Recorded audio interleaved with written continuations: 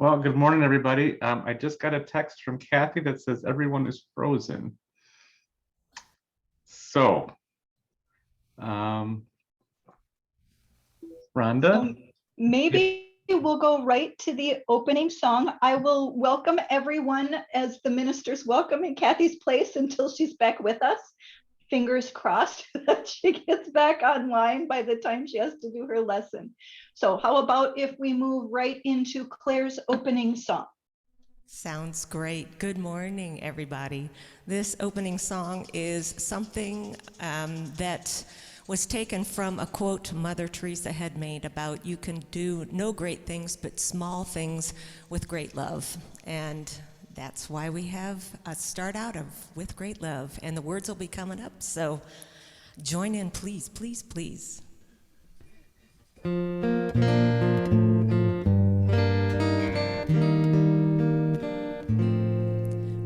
great love, great things are possible. With great love, we can transform the world. And if you and I will be the change we want to see, our great love will set us free. With great love, great things are possible. With great love, we can transform the world. And if you and I will be the change we want to see, our great love will set us free. We are ready for peace. We are ready to forgive. We are ready for truth and justice for all who live. With great love, great things are possible. With great love, we can transform the world. And if you and I will be the change we want to see, our great love will set us free. If you and I will be the change we want to see, our great love will set us free.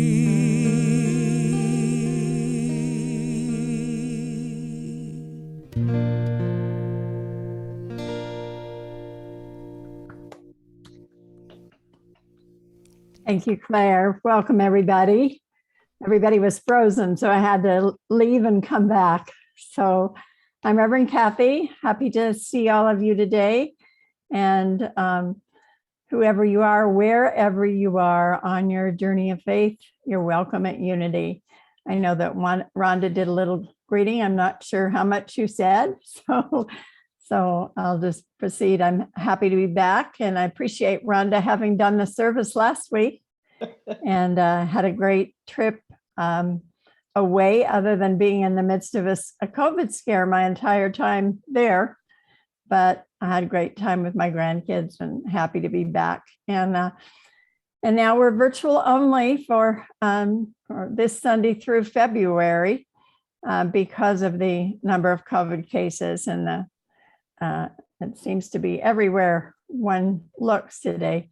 So feels like we're regressing back to last year at this time, but hopefully we'll move very fast through this thing and be back to hybrid soon.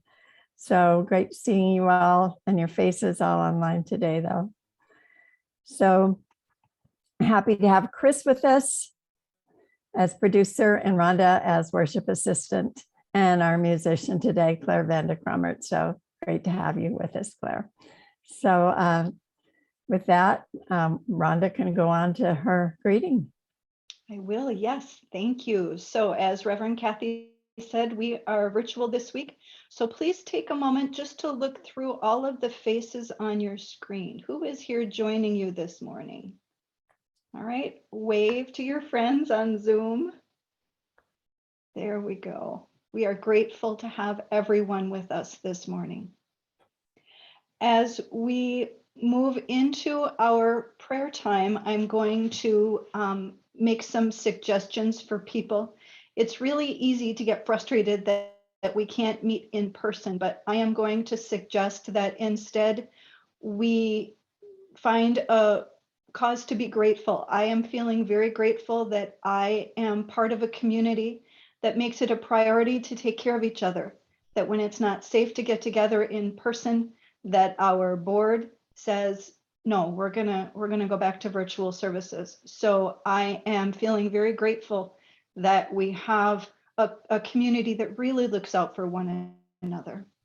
I am also grateful that we have the capability, both technically and with Chris, to be able to pivot as well as we do. We can be in person, we can be online, and we can do both. And we're able to do that because we are financially solvent enough to be able to have the equipment that we need, and we have the ability in the form of my husband to be able to do all this.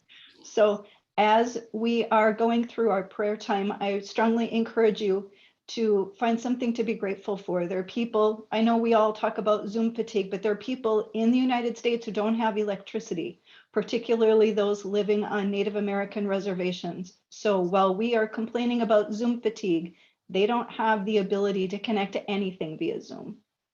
So I invite you to find something to be grateful for. And if we take a deep breath, let's pause in a moment of silence and hold our prayers collectively.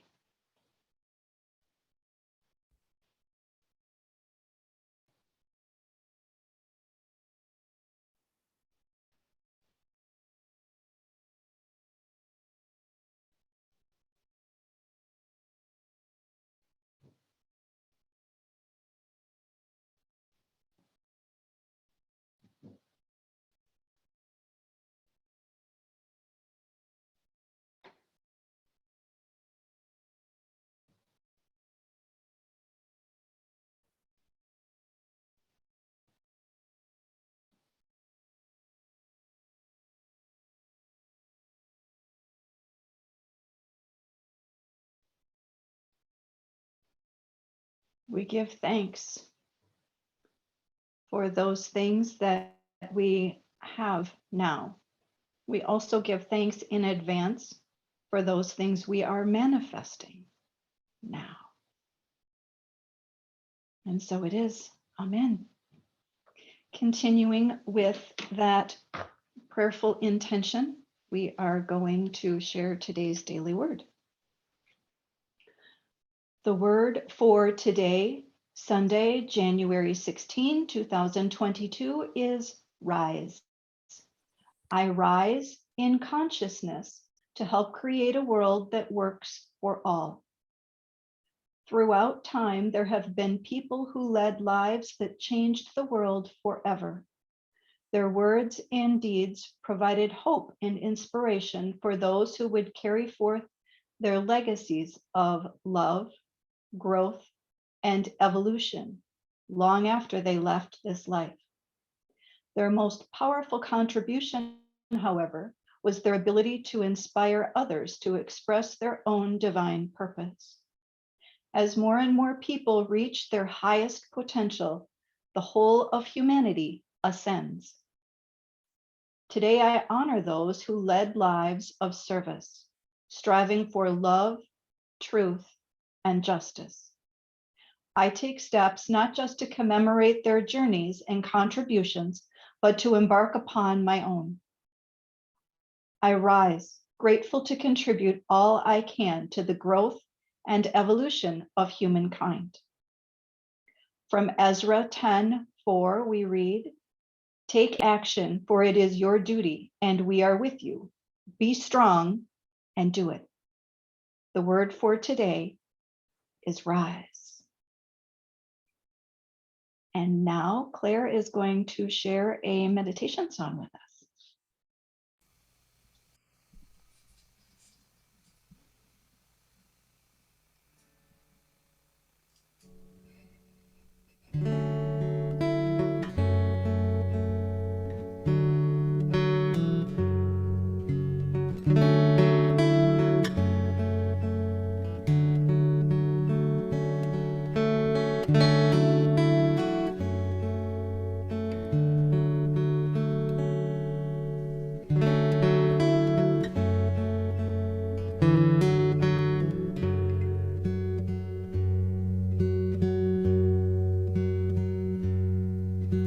Listen with your heart, you will understand.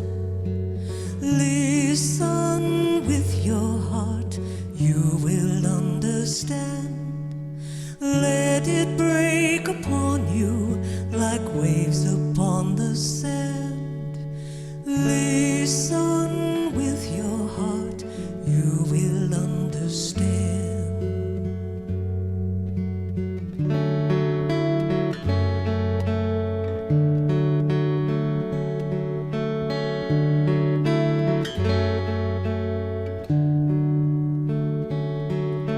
Let it break upon you like waves upon the sand. Listen with your heart, you will understand. You will understand. You will understand.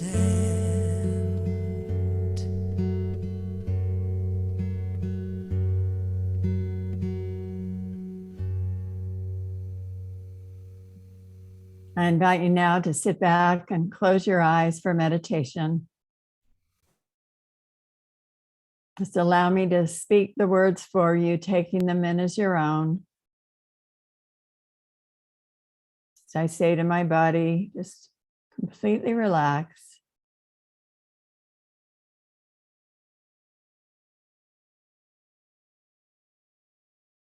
As I feel that wave of relaxation move from the top of my head to the bottom of my feet.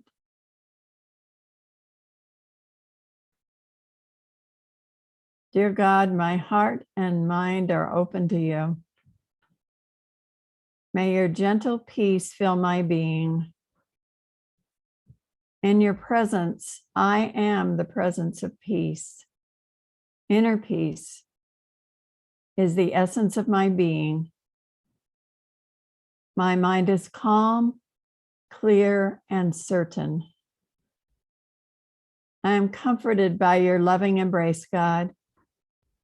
I surrender all my worries and concerns to you, knowing your eternal and everlasting spirit upholds and sustains me in all that I do.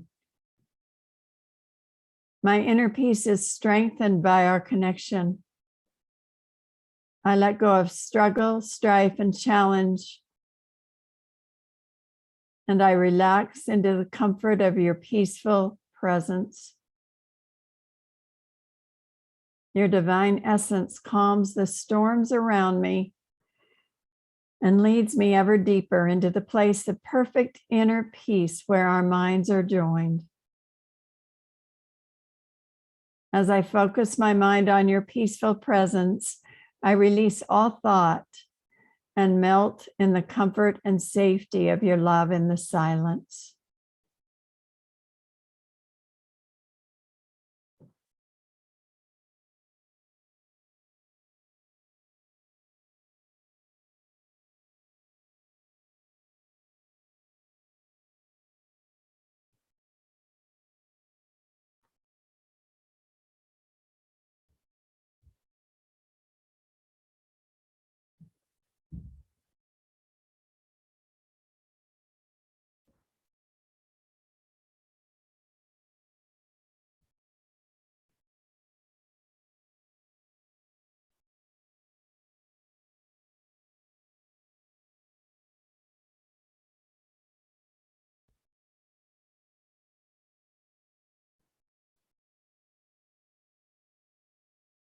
The eternal love that God is quiets my thoughts and fills my heart and mind with inner peace. I am clear and certain in God's presence, and my heart is tranquil. In the face of any issues, any injustice, any problems I may encounter, I remain peaceful. Even when I stand up for truth in righteous anger, I remain peaceful within. God's presence within me is my source of perfect inner peace. I am calm and certain, sharing my inner peace with others wherever I go, knowing God is with me always. As I go forth this day, this week, I know that nothing can disturb the calm peace of my soul. I am at peace and all is well. Thank you, God, and so it is. Amen.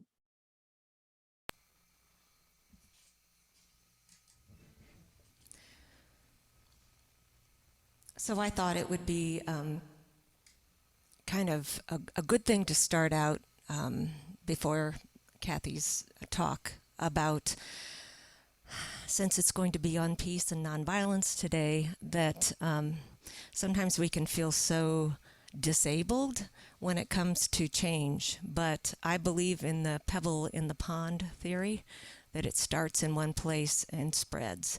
And I think this song just kind of encapsulates that. It's one voice.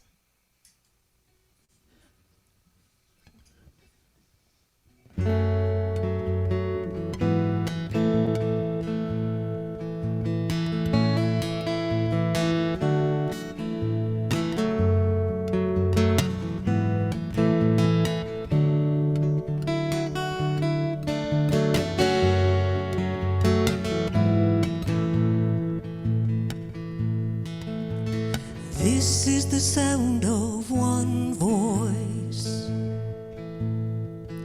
one spirit, one voice, the sound of one who makes a choice.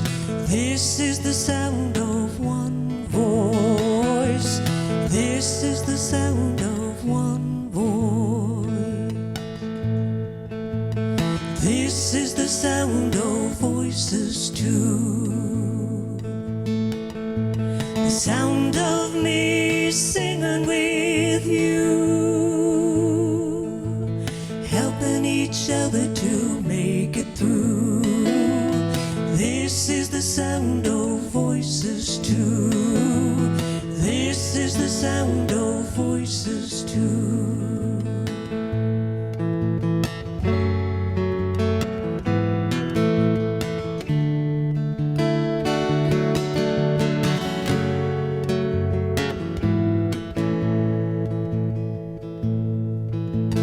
This is the sound of voices three, singing together in harmony,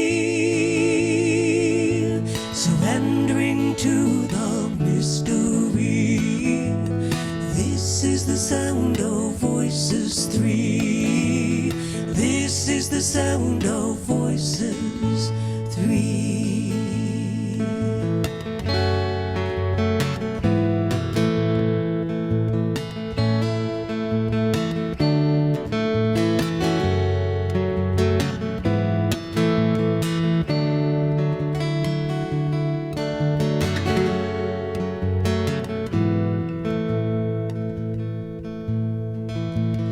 This is the sound of all of us, singing with love and will to trust.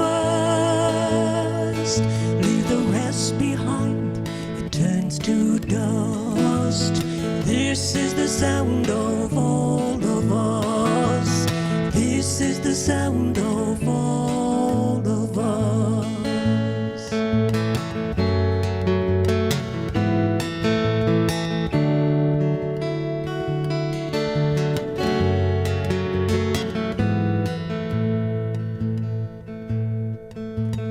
This is the sound of one voice, one people, one voice,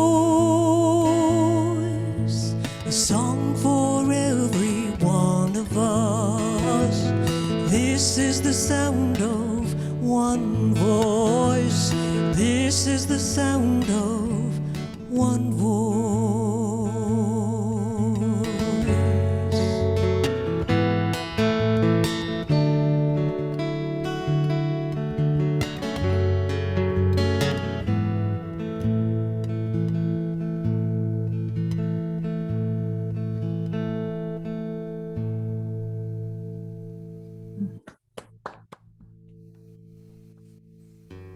Beautiful.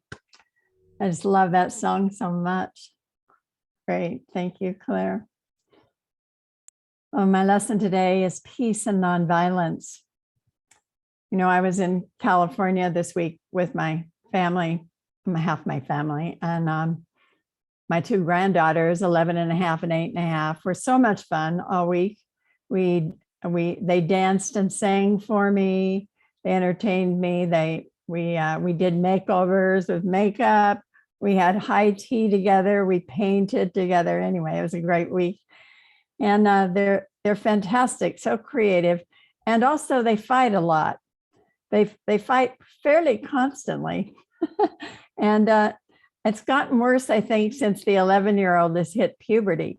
And actually, she said to me, she said, Grandma, you'll just have to understand that Linnea and I absolutely love each other. We're sisters.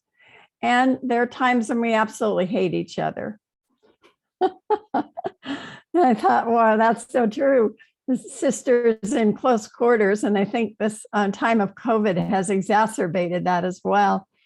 And I thought how fitting for the lesson today being peace and nonviolence.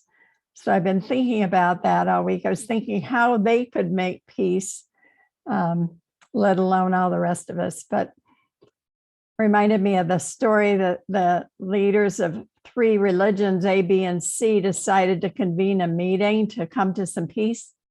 And God was so pleased with their efforts, he sent an angel to them during their attempted reconciliation. And the angel asked the leaders what they wished. And so the leader of religion A said, religion B is responsible for all of the problems, so you must wipe them off the face of the earth. And the leader of religion B, when asked, said, well, religion A is the cause of all our troubles. You have to burn them all to ashes. So by now the angel was very disappointed and turned expectantly to the leader of religion C. With an expression of grave humility, C's leader said, I wish absolutely nothing for myself. It is enough if you merely grant the prayers of my 2 colleagues. So the true peacemaker is not interested in getting rid of his or her opponents, but is grounded in the truth that we are all one and that peace comes from a spirit of love within us. In 1997, Barbara Bernstein was organizing the Season for Nonviolence to emphasize the need for nonviolence in the world and to honor Mahatma Gandhi and Martin Luther King Jr. And in the early stages of planning, she struggled with what to call the commemoration. So she decided to visit the contemplative Father Thomas Keating at his monastery in Snowmass, Colorado. And she said to him, people are telling me we should call this effort a season for peace rather than a season for nonviolence.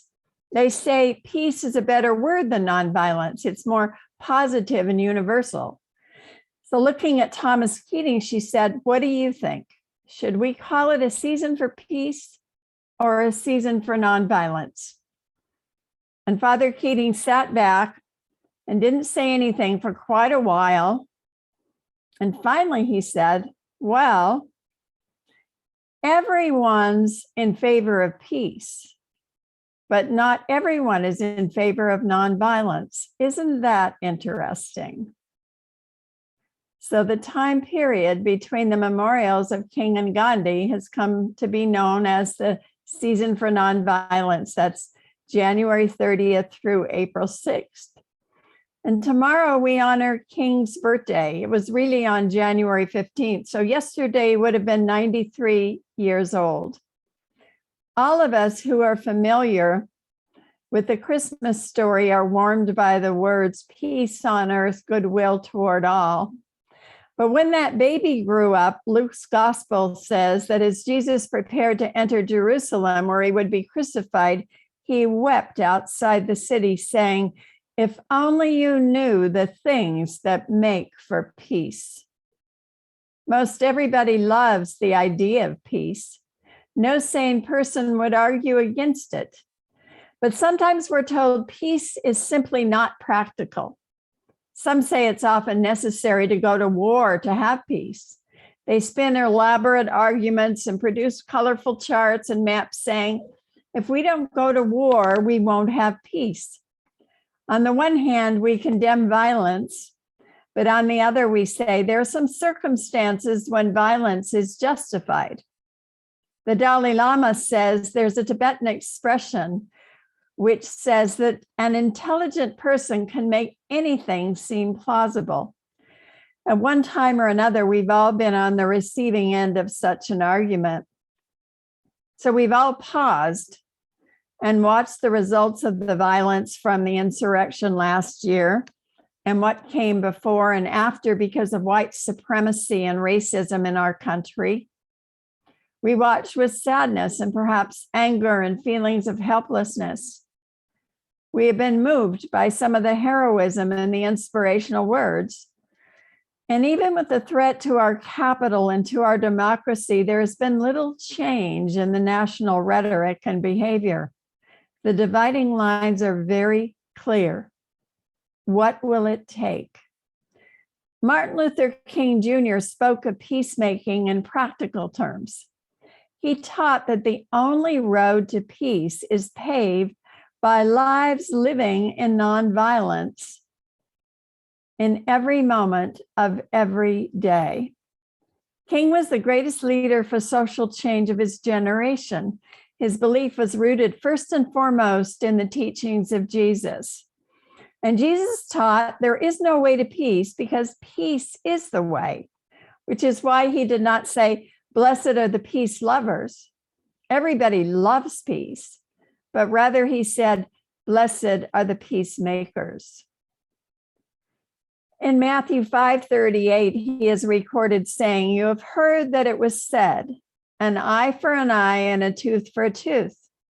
But I say to you, do not resist one who is evil, but if anyone strikes you on the right cheek, turn to him the other also.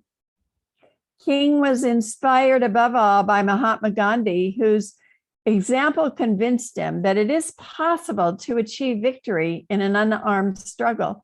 Both Gandhi and King, following the example of Jesus, said, if we all live by an eye for an eye and a tooth for a tooth, the whole world will be blind and toothless.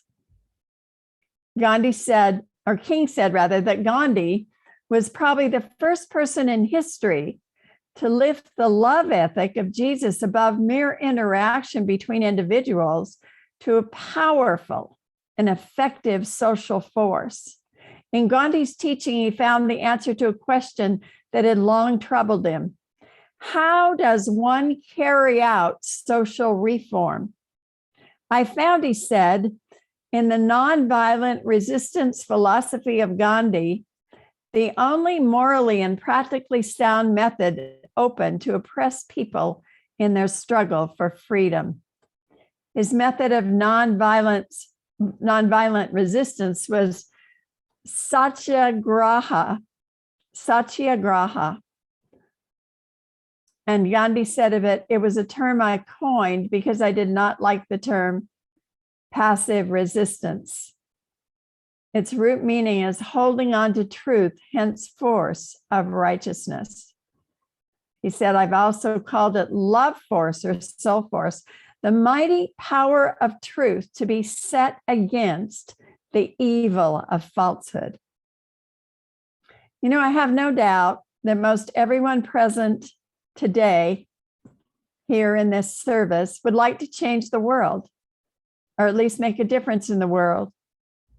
We are all called to a deeper responsibility for ourselves and our planet. Time and time again, King turned to people and challenged them to take responsibility for their lives. He said, if you want to bring peace into the world, you must become peace yourself. The great peacemakers of the past did not refuse to face reality. They looked it square in the face, and then they practiced nonviolent action. Nonviolent principles go hand in hand with the unity teachings, which stress oneness and personal responsibility. So Gandhi and King were always trying to deepen their own understanding, their own spiritual practice, taking responsibility for their lives. The nonviolence they embodied was deeply rooted in a vision of the unity of all life. They believed strongly in the fundamental connectedness of all human life and ultimately of all existence. And they began practicing nonviolence within themselves. King said, nonviolence means avoiding not only external physical violence, but also internal violence of spirit. You not only refuse to shoot a man, but you refuse to hate him. Violence against another is violence against one's own self and against the sacredness of life. It grows to the degree that injustice prevails. Nonviolence is the best antidote to violence and injustice.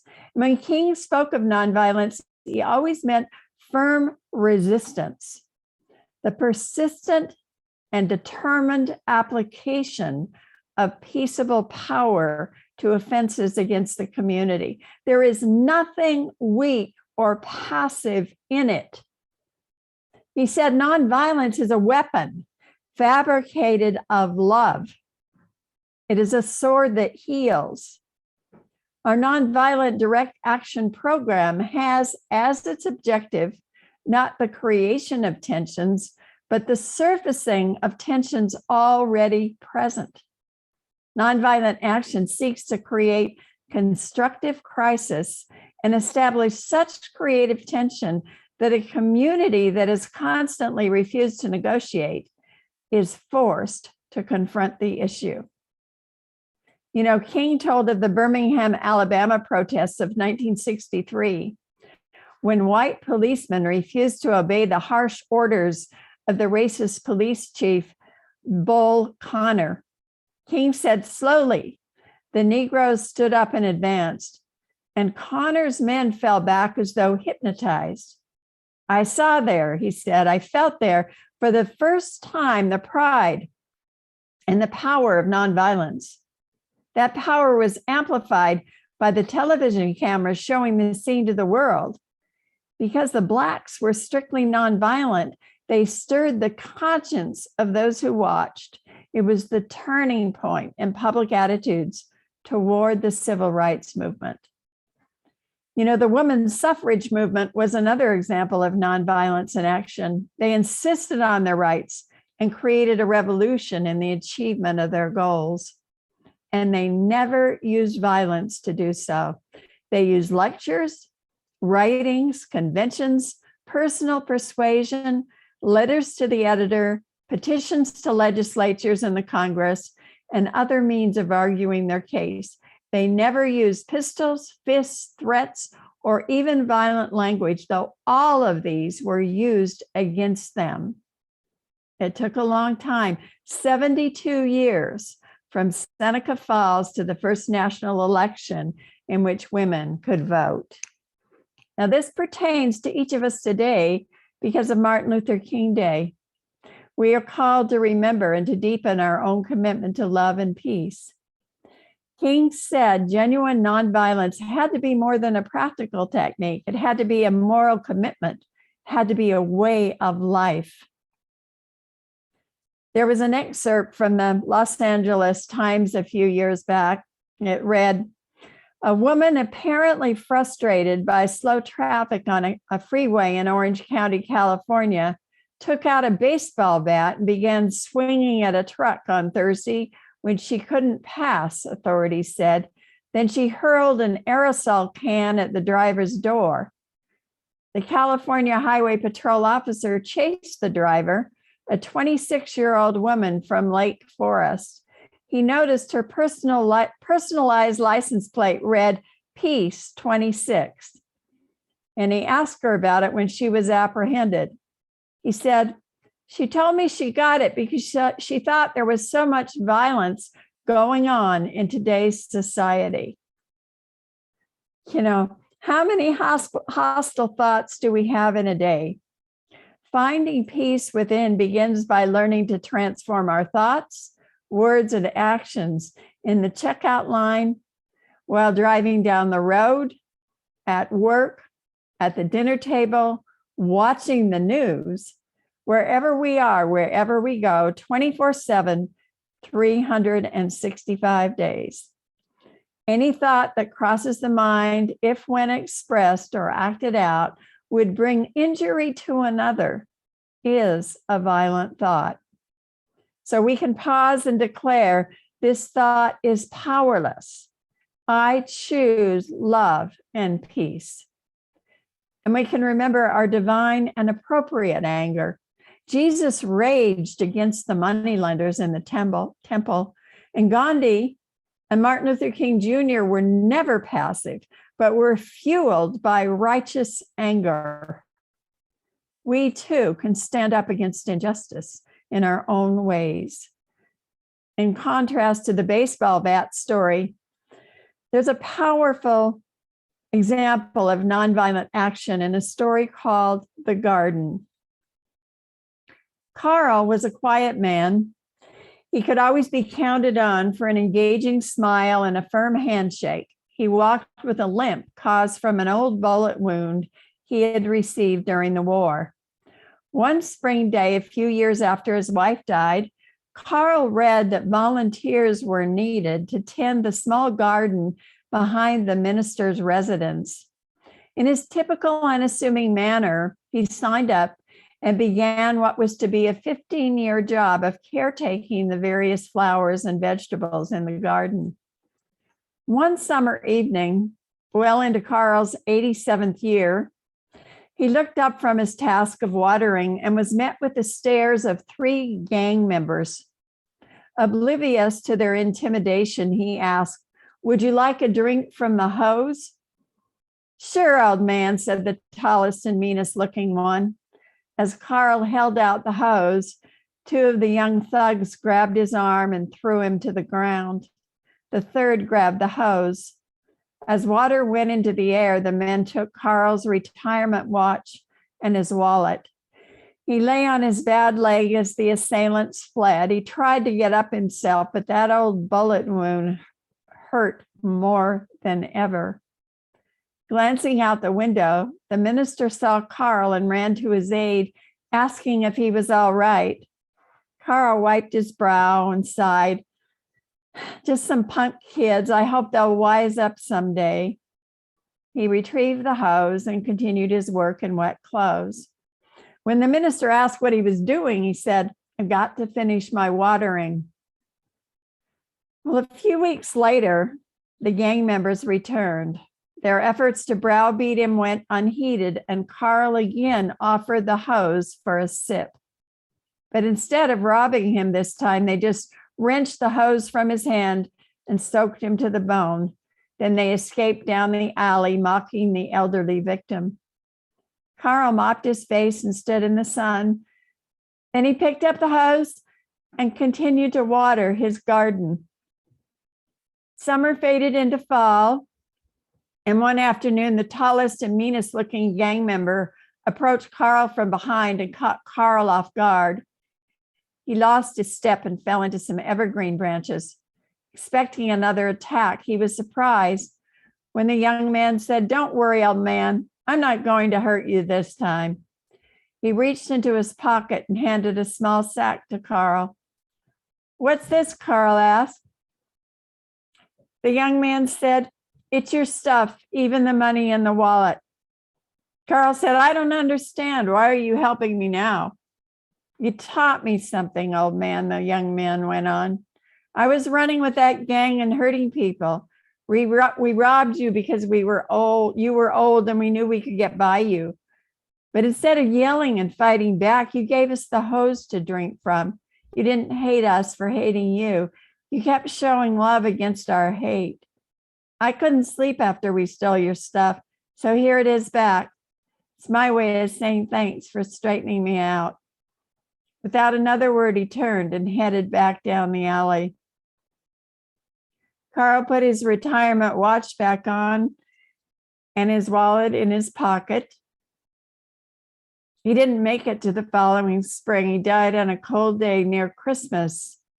Many people attended his funeral, including a new tall congregant quietly watching from a distant corner of the church. When a new flyer went up to care for the garden, the young man who returned the stolen watch and wallet said to the minister, "I believe this job is mine if you'll have me." The minister was aware of what had taken place with this young man. For several years, he worked tending the flowers that Carl had loved for so long. During this time, he went to college, got married, became a businessman in the community, but he continued to keep the garden as a legacy to his old teacher. To be nonviolent, we must believe two things: that love is the strongest force in the world, and that every step in and toward love counts. Nonviolence is not about being passive or being a victim and doing nothing. It is standing up for truth. So let us remember Martin Luther King Jr. and those other amazing peacemakers who still inspire us. Let every day of our lives find us growing in the ways of nonviolence, moving forward on the path of love. And may peace be with us all. God bless you. Thank you.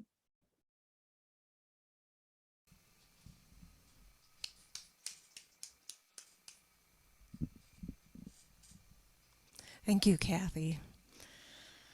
So Carl kind of did the thing of following what Gandhi had said of being the change you would like to see in the world. After I heard that you were going to be doing your talk on nonviolence, I went back and I listened and read Martin Luther King's Let There Be a Dream, or I Have a Dream speech, and read some about Gandhi's life, and looked for a song of peace that I felt reflected that, and I couldn't find one. So I decided to kind of do some extraction, at least as far as the spirit of Martin Luther King's speech and that of Gandhi, and it kind of wrote itself. It's called Peace Will Lead Us Home, and you may recognize the intro. It came from Dvorak's New World Symphony, Largo. So it's kind of a weaving of all three of those people and ideas.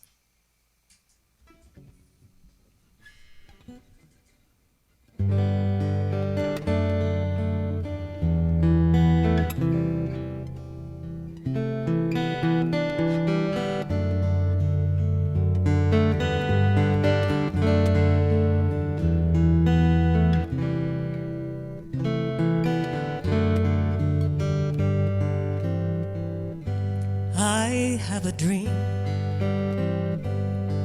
We are standing side by side, and we all walk together through a free and peaceful life.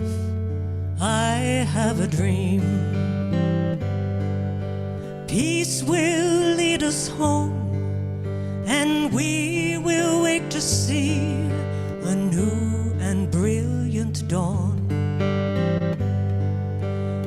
Somewhere deep inside, what's true and right can't hide.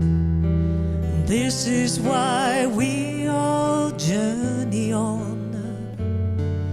There's a new and bright horizon. Peace will surely guide us. I have a dream, peace will lead us home.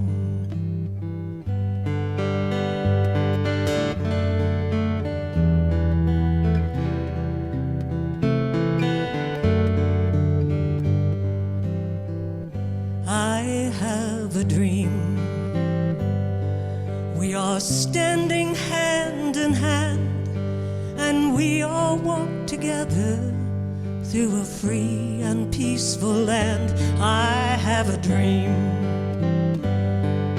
Peace will lead us home, and we will wait to see a new and brilliant dawn.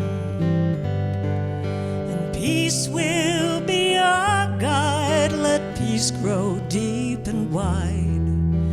Let it ring from mountaintop and thunder sea to shore. There's a new and bright horizon, and peace will surely guide us. I have a dream we'll finally see. Peace will lead us home. I have a dream we'll finally see. Peace will lead us home.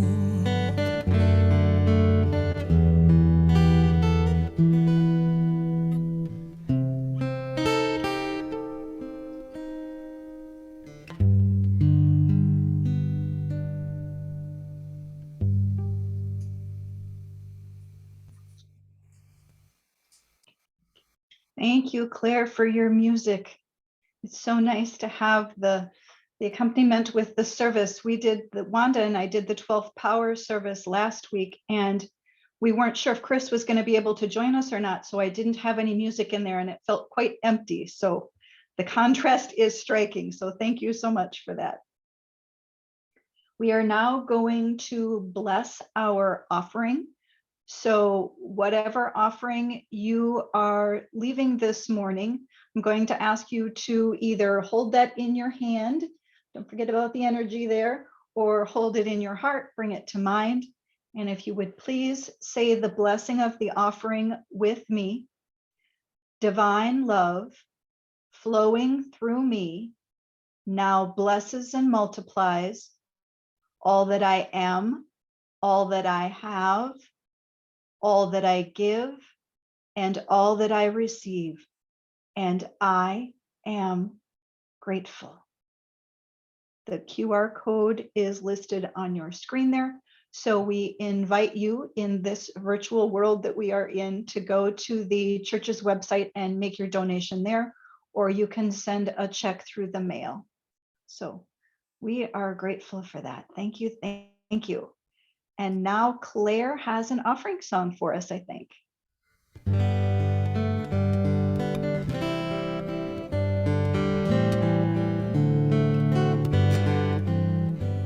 My gift goes forth on the wings of love, and it lands where it can heal and bless.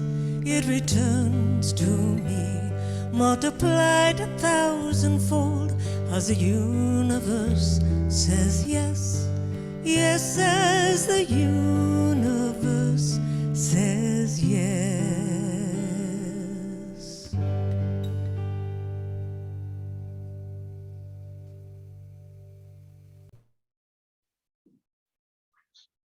Thank you again, Claire. We are going to move on to our community news. First of all, we have an overview of the New Testament that is going on right now on Monday evenings from 7 to 8:30. So we're getting through all of that material and having fun with it, I think.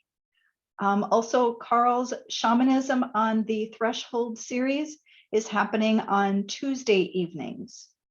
So it looks like he's talking about the cauldrons of the soul. So please contact Anne Manjo to register for that course. The men's group is meeting on Thursday, January 27th at 7 p.m. It says in person in the fellowship hall. I assume that's not happening since we are virtual. Okay. So the men's group is on Zoom. So if you have any questions about times or details, please contact Jim Cox, and his phone number is listed there. Look at that, Chris is correcting it as we are speaking. Thank you.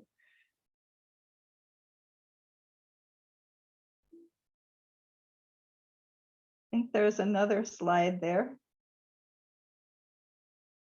There we go. So we have the Unity North Stone Soup virtual silent auction.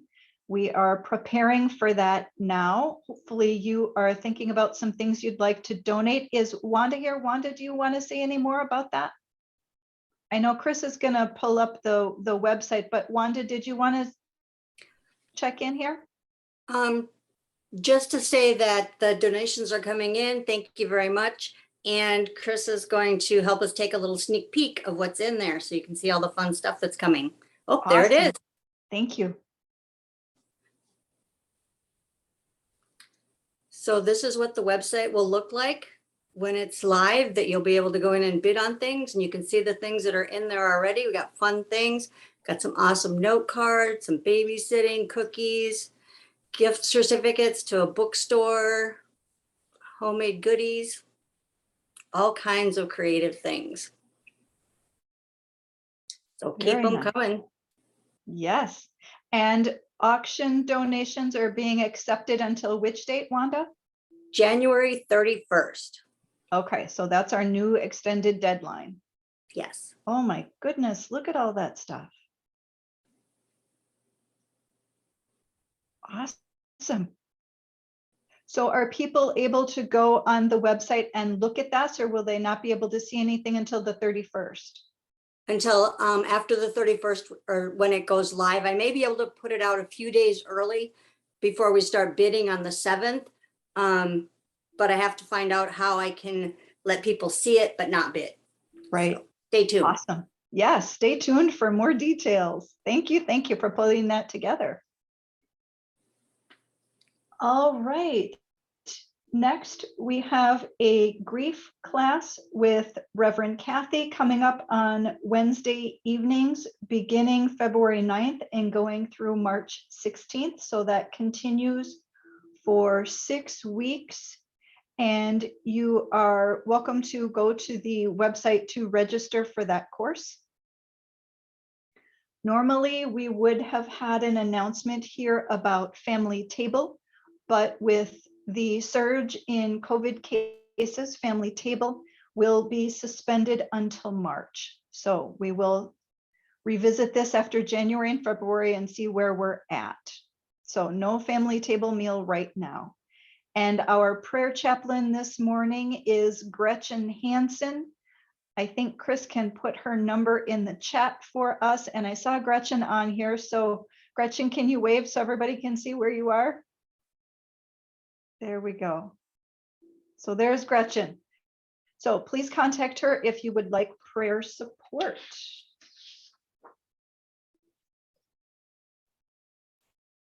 Okay.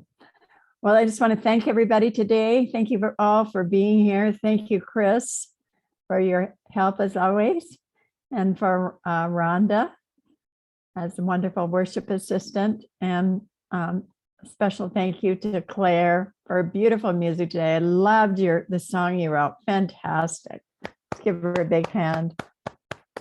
All right. Thank you.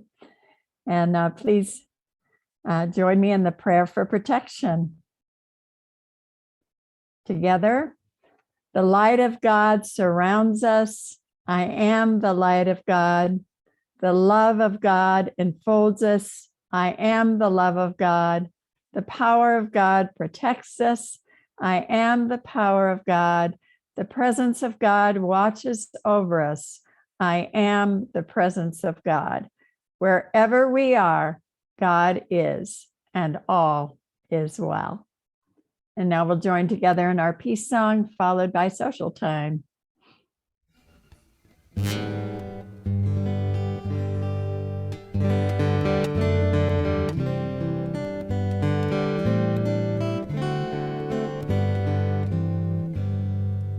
Let there be peace on earth. Let it begin with me.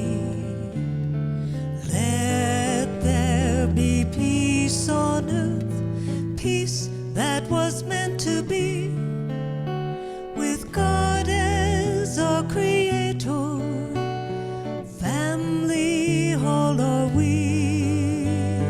Let us walk with each other in perfect harmony. me.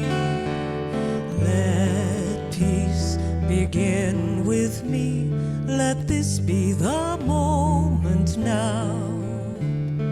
With every step I take, let this be my joyous vow.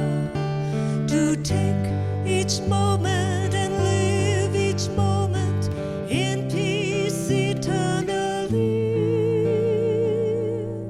Let there be peace on earth. Let it begin with me.